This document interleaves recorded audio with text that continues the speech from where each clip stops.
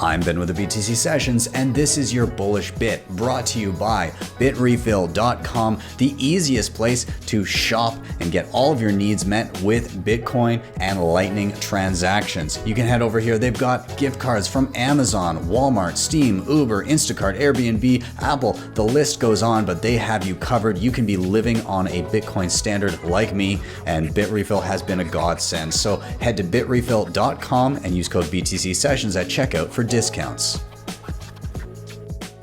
10 years from now, somebody begins interacting with Bitcoin for the first time.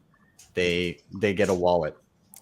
What's their experience like in an ideal world? It's going to be a lot easier. Number one, the technology that we talk about today will move into the plumbing will move into the background, and people will just be getting value.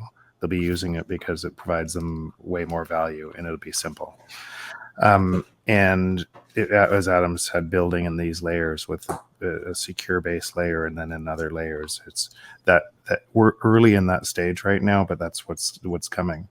Along that axis, another thing is happening, and that's what I talk about often, is measured in Bitcoin, prices will fall forever. So if you knew that that there was only two ways to pay back the unrepayable debt, essentially insolvent debt, one way through inflation and one way through credit collapse, and Bitcoin protected you from that, and you moved over, it means the entire operating system of everything in the world is changing. Companies change. The value that they create means prices keep falling, and they keep on falling. So that's a huge change for humanity. And as we accelerate into this, into Bitcoin, with the network effects that make it easier and easier, and more people starting to understand that accelerates. These two systems cannot stay.